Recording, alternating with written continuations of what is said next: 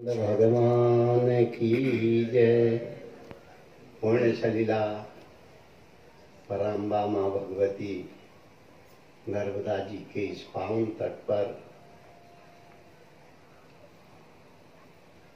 साकेत धाम के इस दिव्य प्रांगण में आशुतोष भगवान रामेश्वर की स्थापना के 15वें साल की 15वें साल के महोत्सव के उपलक्ष्य में प्रतिवर्ष के अनुसार इस वर्ष भी यह कार्यक्रम आज आरंभ हुआ। पूज्य स्वामी गिरीशानंद जी महाराज जी के अथक परिश्रम, सत्संकल्प और मां नर्मदा जी की अहेतुकी अनुकंपा से यह आश्रम दिन प्रतिदिन बहुत अच्छे कार्यक्रमों के माध्यम से हमारी संस्कार धानी जबलपुर को एक सुंदर संदेश प्रसारित कर रहा है। क्योंकि हमारी भारतीय संस्कृति संस्कार की संस्कृति है। हमारी भारतीय संस्कृति समर्पण की संस्कृति है। हमारी भारतीय संस्कृति ईश्वर पर पूर्ण विश्वास रखने वाली संस्कृति है। और पूज्य स्वामी जी की सत्प्रेरणा से यह आश्रम और कार्य में हमेशा अग्रसर है। आज राष्ट्र के ऊपर एक विपत्ति का माहौल बना हुआ है। पूज्य स्वामी जी ने इस सत्र में राष्ट्रीय चर्चा को विषय के रूप में सामने रख करके और राष्ट्र के प्रति समर्पित भाव से राष्ट्र के उत्थान के लिए संपूर्ण देश को एकजुट होने के लिए एक आवाहन स्वरूप इस सत्र को मैं जो हमारी सीमा पर अभी शहीद हुए हैं, वो भी धोखे से, उनके प्रति श्रद्धांजलि और राष्ट्र के अभ्युदय के लिए उनके परिवार के प्रति सहानुभूति के लिए, हमारे राष्ट्रीय एकता के लिए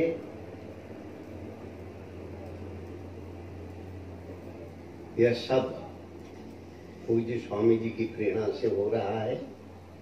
अभी तक आप लोगों ने अनेक महापुरुषों के विचार श्रवण किए। मानस के माध्यम से गौतम जी ने, भगवान ने धनुष धारण किया, उसके उद्देश्य भी राष्ट्र की सुरक्षा के लिए, हमारे जबलपुर के गौरव क्या कि श्री कृष्णकांत चतुर्वेदी जी ने भी अनेक उदाहरणों के माध्यम से जब जब देश के ऊपर विपत्ति आई तब तब हमारा भारतीय हर समाज, चाहे वह संत के रूप में हो, चाहे व्यवसायी के रूप में हो, चाहे गृहस्थ के रूप में हो, चाहे जो भी जिस कार्य में प्रवृत्त हो वह देश की एकता के लिए एक साथ हमेशा खड़ा हुआ है। और आज की विषम परिस्थितियों में जो आपने महापुरुषों के विचार श्रवण किए, यह भी इसी एकता की कड़ी की एक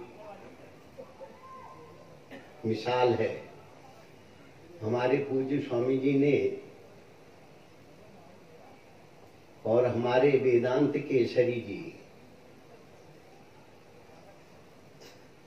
वेदांत केसरी ना, अगर केसरी नाम सुनते ही डर लगता है। जब वो वेदांत हो जाए तो आप समझ लीजिए क्या होगा, ये स्वतः आप कल्पना करें। तो बड़े सुंदर विचार हमारे पूज्य वृंदावन से आए हुए रामदेवानंद जी सरस्वती जी ने, सरस्वती जी के विचार आप आज तो ये बहुत कम बोले। हम सोच रहे थे हम कैसे बोल रहे हैं और जोर से गरजते हैं। हैं, घड़ी को देख के किए हैं। और उसके बाद आपने हमारे इस जबलपुर नगर के गौरव नरसिंह पीठाधीश्वर जगत गुरु द्वाराचार्य श्री श्यामदेवाचार्य जी को श्रवण किया। उन्होंने भी बड़ी अच्छी बात आपको बताई। भगवान ने धनुष नहीं छोड़ा, पर माँ कैकेयी को यह आश्वासन जरूर दिया कि माँ, यह धनुष मैं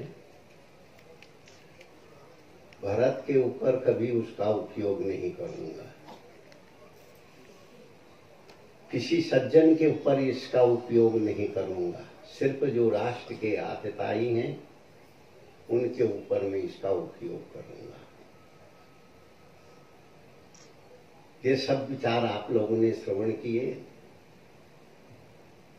अभी जो घटना इस देश पे हुई है,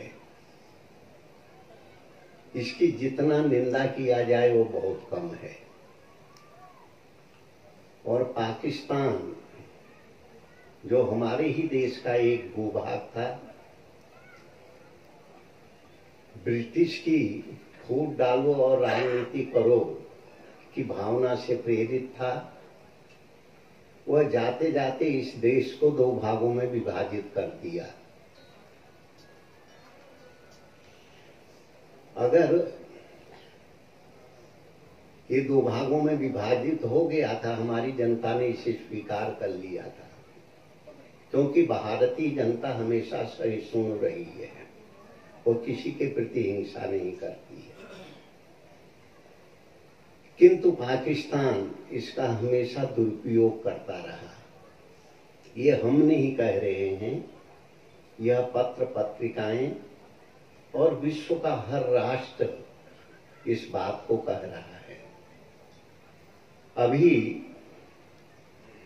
जो सबसे अधिक आंख बंद करके समर्थन करने वाला राष्ट्र चीन है, उसने भी पाकिस्तान को एक नसीहत दी कि आप अपने देश में, पाकिस्तान में आतंकवादियों को संरक्षण मत दो, उनकी सहायता मत करो। और विश्व के अनेक देशों ने भी उससे ये बात कही और कहते आए हैं। अनेक बार यूनो में, अंतर्राष्ट्रीय जो संस्था है, वहां भी इस विषय में चर्चाएं हुई हैं। और पाकिस्तान कभी भी इस चीज को पुष्ट नहीं कर पाया कि हम आतंकवादियों को संरक्षण नहीं दे रहे हैं। पर भारत ने अनेक उदाहरणों के माध्यम से, अनेक प्रमाणों के माध्यम से जो है इस चीज को बताया और विश्व ने उसको स्वीकार किया है।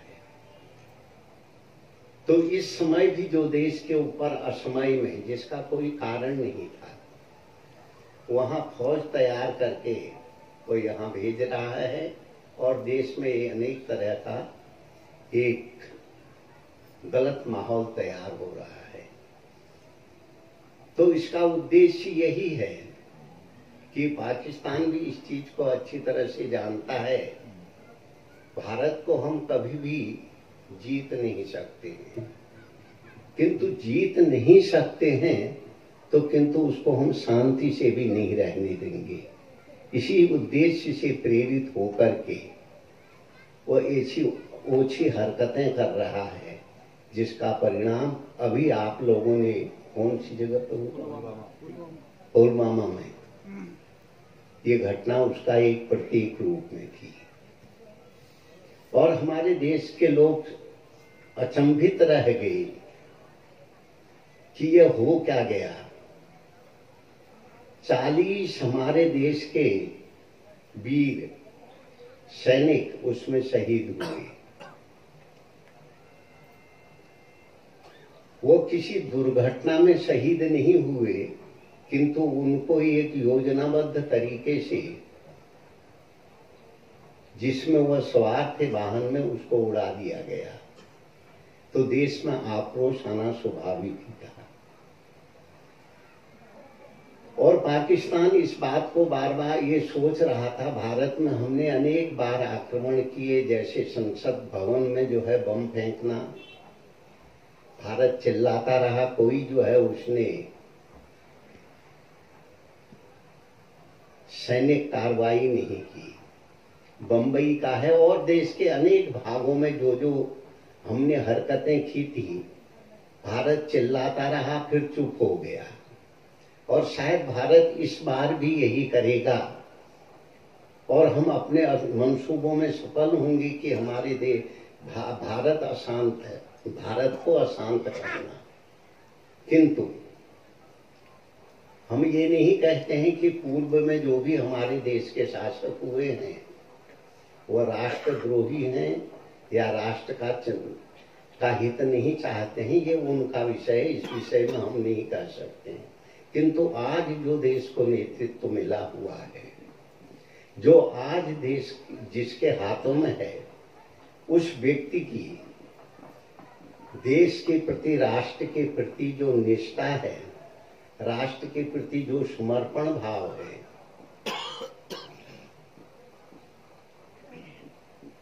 हमारे अभी हिमालय देवस्थानम में पूज्य मुरारी बापूजी मानस की कथा करने को आए थे। कुछ लोगों ने उनसे प्रश्न किया, राजनीति क्या करती है इससे को हमें नहीं जानकारी, क्योंकि राजनीतिक हम लोगों का विषय नहीं है। आज हम भी जो बोल रहे हैं वो राजनीति से प्रेरित होकर नहीं बोल रहे हैं। जो राष्ट्र के पर आई हुई विपत्ति है, राष्ट्र को बार बार अपमानित करने की जो सुनियोजित षड्यंत्र है, और हमारे देश में रहने वाले जो लोग भी उनका समर्थन कर रहे हैं, इससे स्तंभित हुआ साधु समाज भी सोचने के लिए बाध्य हुआ है। नहीं तो यह आध्यात्मिक कार्यक्रम जो अगले 14 साल से लगातार अध्यात्म का संदेश देते थे, जीवन को उत्थान की ओर ले जाने की बात करते थे, परिवार में शांति की बात करते थे, संस्कारों की बात करते थे, आज वह जो है युद्ध में युद्ध करो की बात कह रहे हैं। जो है शत्रु को एक बार उससे निपट दो ये बात कर रहे हैं। तो यह जो है इस घटना का जो एक माहौल बना है, देश को अपमानित करने की जो सुनियोजित ढंग से योजना बनी है, इसके विरोध में ही बोल रहे हैं। तो जो आज पहले देश में जो भी शासक वर्ग आया हो, जिन्होंने शासन किया है, तो हम उनकी निंदा नहीं कर रहे हैं, पर जो आज का नेतृत्व इस देश में उभरा हुआ है, मैंने एक दिन वहां पर जो है टीवी बच्चों ने चलाया था, मैं खड़ा हुआ, तो उसमें मोदी जी को मैंने बोलते हुए देखा और उनका गला रुद्ध था। वो बोल रहे थे, उसका भावार्थ ये था, हे भारत मां, हम तेरे को कभी अपमानित नहीं होने देंगे। मैं आपकी मिट्टी की सौगंध खा के कह रहा हूं, हम कभी तेरा सिर झुकने नहीं देंगे। यह निष्ठा हमारे राष्ट्र के उस नेतृत्व को के प्रमुख व्यक्ति की है, जो राष्ट्र के लिए हमेशा 18 घंटे कार्य कर रहा है। जिस दिन ये कांड हुआ वो रात्रि भर सोए नहीं। जब वह सब योजनाबद्ध रूप से सेना के 12 विमान लौट करके चले आए, तो उन्होंने सब पायलटों को फोन के माध्यम से उनको बधाई दी। इसके बाद जो उनके दिन भर के कार्यक्रम थे, उन कार्यक्रमों को उन्होंने गया, शुरू में उन्होंने सभा को संबोधित किया, एक इस्कॉन के मंदिर में जाकर के गीता पे भी प्रवचन दिया। उनके कार्यक्रमों में कोई भी विधान नहीं आया। देखो, राष्ट्र का वही व्यक्ति नेतृत्व करने में सक्षम होता है जो अपने दुख दर्दों को नहीं, अपनी सुविधा की परवाह किए बिना जो राष्ट्र के प्रति समर्पित होता है। घर में वही व्यक्ति घर को सुंदर ढंग से चला सकता है जिसके जीवन में सामंजस्यता का भाव हो, नहीं तो घर भी टूटन की ओर चले जाते हैं। तो यह भगवत कृपा है कि आज देश मजबूत हाथों में है और आज हम सभा के माध्यम से उस व्यक्ति की प्रशंसा कर रहे हैं जिस व्यक्ति ने हाथों पर करके दिखा भी दिया, इसलिए वो वंदनीय है। और आज हमेशा, क्योंकि हम यह जानते हैं कि 70 वर्ष की राजनीति ने देश को बांटा है। जाति के नाम से हमको बांटा गया है, वर्ग के बाद से हमको बांटा गया है, क्षेत्रीयता के नाम से हमको बांटा गया है, भाषा के नाम से हमको बांटा गया है। आज भारत को ढूंढें तो भारत सब जगह से गायब है। कहीं मध्य प्रदेश है, मध्य प्रदेश में भी निमाड़ है, निमाड़ में भी जो है मालवा है, मालवा में भी और अनेक क्षेत्र हैं। इस तरीके से कि सोच रखने वालों ने हमारे राष्ट्र को एक सूत्र में नहीं बंधने दिया और वह अपने काम में अभी चुप नहीं है। वह दिन प्रतिदिन इस राष्ट्र को जाति के नाम से, इस राष्ट्र को भाषा के नाम से, क्षेत्र भाषा के नाम से, दिशाओं के नाम से और जो है पूर्व पश्चिम उत्तर दक्षिण के नाम से इस देश को बांटने की सुनियोजित रूप से कार्य कर रहे हैं। किंतु एक व्यक्ति आज ऐसा खड़ा हुआ है जो देश को बांट नहीं रहा है, देश को एक सूत्र में बांधने की कोशिश कर रहा है। आज हम समस्त राष्ट्रवासियों को, चाहे हम किसी जाति के हों, किसी धर्म के हों, किसी परंपरा को मानते हों, किसी भाषा को बोलते हों, हमें उस व्यक्ति का समर्थन करना चाहिए जो राष्ट्र को एक समृद्धशाली बना सके। हमारे पूज्य स्वामी श्यामदेवाचार्य जी ने एक अच्छी घटना सुनाई थी जापान की। मैं रामतीर्थ महाराज जी के संस्मरण में पढ़ रहा था कि एक बार स्वामी रामतीर्थ जापान के भ्रमण में गए थे और वह जो है रेल से सफर कर रहे थे। उनको लगी भूख, तुरंत वह गाड़ी से उतरे, स्टेशन पे देखे कहीं फल नहीं मिले, उन्हें गाड़ी में बैठ गए। तो वह कह रहे थे, ओह यह देश भी कैसा है जहां खाने को फल भी नहीं मिलते हैं। वहां एक युवा लड़का बैठा था, लगभग 15-16 साल की उसकी उम्र होगी। उसने स्वामी जी की इस बात को सुना और समझा। दूसरे स्टेशन में गया, वो फल लेके आया, कहने लगा लो स्वामी जी ये फल खाओ आप। तो स्वामी जी उससे बोले, बच्चे ये बताओ इस फल की कीमत क्या है? कहते महाराज मैं आपसे कीमत नहीं लूंगा। कहा क्यों? कहते हैं बस आपसे मैं एक चीज कहता हूं, जब आप अपने देश में वापस जाओगे तो वहां ये मत कहना कि जापान के स्टेशनों में फल नहीं मिलते हैं। तो स्वामी जी कहने लगे इससे और कीमत से क्या संबंध है? कहता है ये हमारे राष्ट्र के स्वाभिमान से इसका संबंध है, राष्ट्र के गौरव से इसका संबंध है। लोग ये कहेंगे जापान के स्टेशनों में ये वस्तु नहीं मिलती है तो हम इससे अपमानित होंगे। बात बहुत छोटी है, एक विद्यार्थी की है। जब इतना भाव हमारे अपने राष्ट्र के प्रति, अपने देश के प्रति हमारे मन में आएगा, तभी हम समृद्धशाली राष्ट्र बन जाएंगे। आप लोगों ने अमेरिका का नाम सुना। आज अमेरिका विश्व में सबसे विकसित राष्ट्र है। ये कहें तो ये अतिशयोक्ति नहीं होगी, विश्व के ऊपर वह एक तरह से शासन कर रहा है। और उस अमेरिका के रहने वाला कोई भी नागरिक वहां का नहीं है। सब यूरोप से सब लोग गए हैं। अनेक देशों के नागरिकों का एक देश बना हुआ है और वह देश में रहने वाला हर नागरिक जो अमेरिका का नागरिक बना है, हमारे भारत से भी बहुत से लोग गए हैं जो उस देश के नागरिक हैं, वो उस देश को अपना देश मानते हैं। आज उसकी समृद्धि देखिए, उस देश की जो है एटमी तैयारी देखिए, उस देश के विज्ञान को देखिए, वहां का रहवासी कोई नहीं है, पर रहवासी सब रहवासी बन करके उस देश की उन्नति के लिए, उस देश के कल्याण के लिए प्राणबद्ध रूप से वह कार्य कर रहे हैं। जब हमारे देश में भी हम लोगों के बीच में यह भाव उत्पन्न होगा, हम जातीयता का भाव और जो है वर्ग का भाव, भाषा का भाव छोड़ करके हम राष्ट्रीय भावनाओं में आएंगे, तभी इन शहीदों को हमारी सच्ची श्रद्धांजलि होगी, हमारा देश समृद्धशाली बनेगा।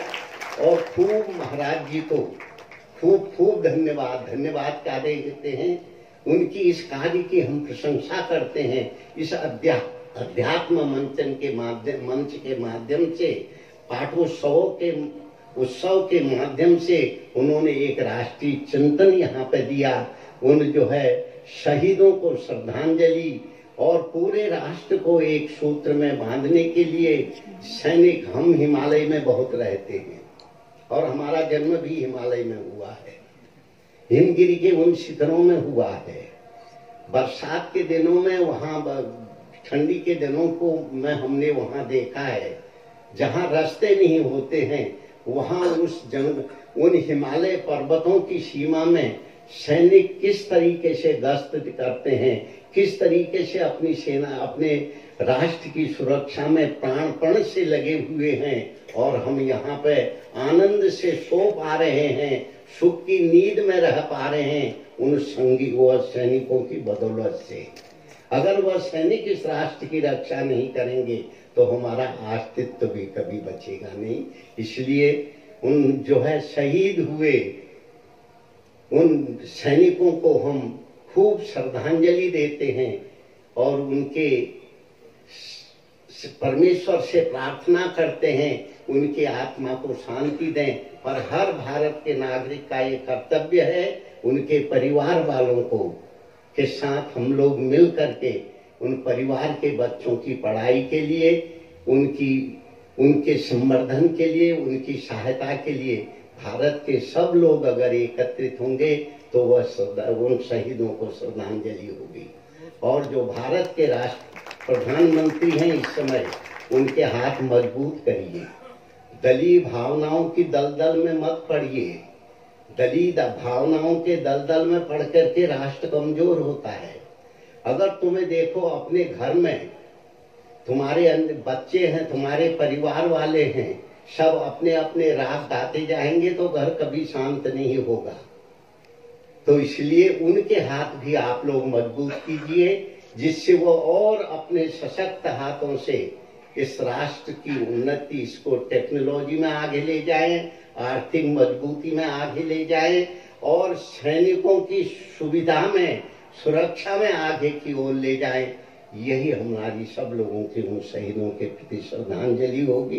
बस इतना ही कहते हुए अपनी वाणी को विराम देते हुए माँ नर्मदा जी के चरणों में प्रार्थना करते हुए उन शहीद हुए हमारे सैनिकों की आत्मा को शांति मिले और हमारा देश समृद्धशाली बने और इस स्थिति से निपटने में सक्षम बने, हम विजयी होवें। इन्हीं शब्दों के साथ हरि ओम तत्सत, हरि ओम।